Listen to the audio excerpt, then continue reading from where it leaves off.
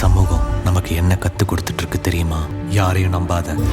அவனை பார்த்தா நல்லவன் மாதிரி இல்லடா. இவ சின்ன பிள்ளையா இருக்கும் போதே அப்பா போய் சேர்ந்துட்டாரு. சோத்துக்கே வழி இல்லாத குடும்பம். இவங்க அம்மாவையும் தங்கச்சிங்களையும் காப்பாத்துறதுக்காக இவதான் சரியா சாப்பிடாம தூங்காம ஓடிக்கிட்டே இருந்திருக்கா.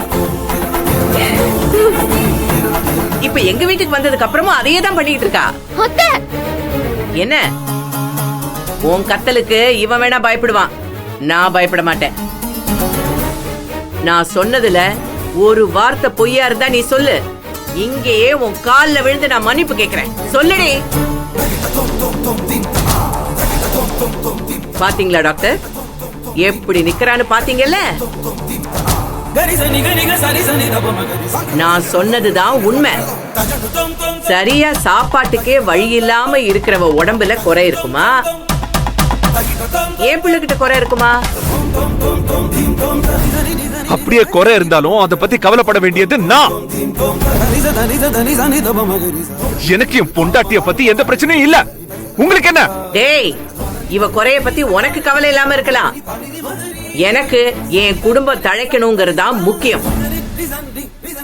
என் குடும்பத்துக்கு ஒரு வாரிசு வந்தாகணும்.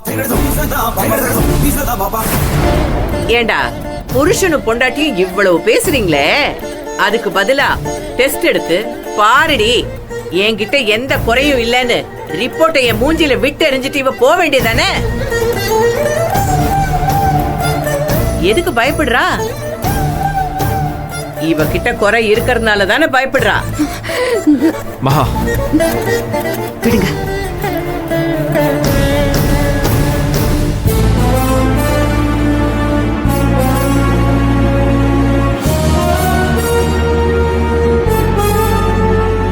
டெஸ்ட் எடுக்க முடியாது.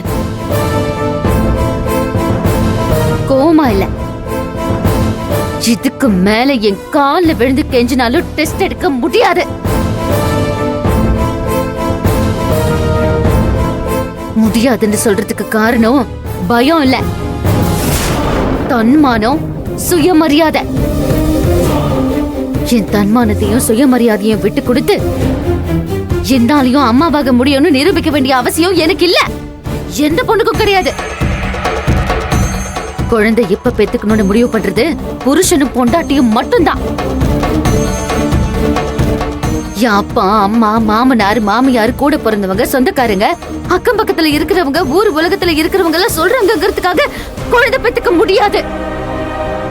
ஒரு பொண்ணு குழந்தைய சுமக்கிறதும் பெத்துக்கிறதும் மனசாலையும் உடம்பாலையும் தயாரா இருக்காளான்னு புரிஞ்சதுக்கு அப்புறம் தான் குழந்தை வேணும்னு புருஷனை கேட்க முடியும்.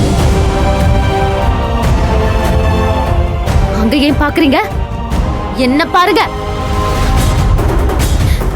தெரிஞ்சோ தெரியாமலோ நீங்க செஞ்ச ஒரே ஒரு நல்ல காரியம் இப்படி ஒரு பிள்ளைய பெத்து வளர்த்து எனக்கு புருஷனா கொடுத்தது மட்டும்தான்.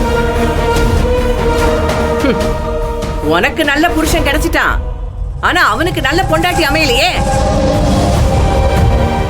இப்ப கூட நீ தயாரா இருக்கியான்னு பார்த்துதான் அவன் புள்ள வேணும்னு ஆசைப்படலான்னு சொல்றியே தவிர, புருஷனுக்கு அந்த ஆசை இருக்குன்னு தெரிஞ்சுக்கிட்டு நீ உன்னை சரி பண்ணிக்க தயாரா இல்ல. அது எங்க ரெண்டு பேருக்குள்ள நடுவுல இருக்கிற விஷயம். நான் என்ன பண்றேன்னு என் புருஷனுக்கு தெரியும். ஒரு பொண்ணா இருந்தோ உங்களுக்கு புரியலையேன்னுதா எல்லாத்தையும் வெளிப்படையா பேச வேண்டியதா போயிடுச்சு. உங்க குடும்பத்துக்கு வாரிசு வேணும், என் புருஷன் ஆம்பளைன்னு நிரூபிக்கணும். இதுக்காகலாம் நான் குழந்தை பெத்துக்க முடியாது.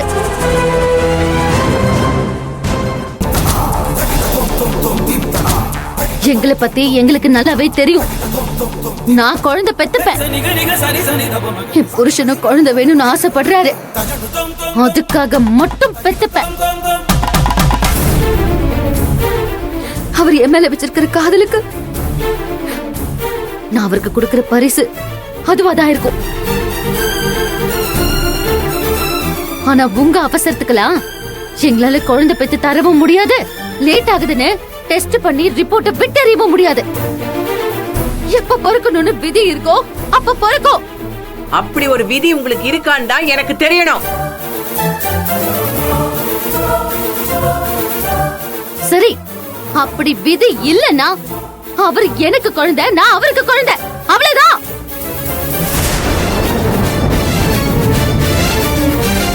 புரிஞ்சதுல? புரிஞ்சுக்கணும், அதுதான் எல்லாருக்கும் நல்லது.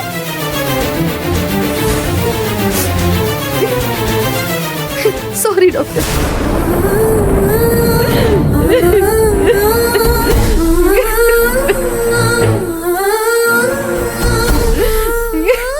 Sorry doctor.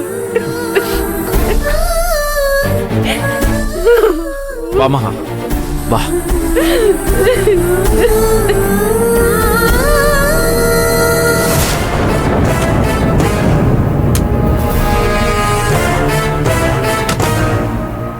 நீங்க ஏன் நிக்கிறீங்க? வெளிய போங்க.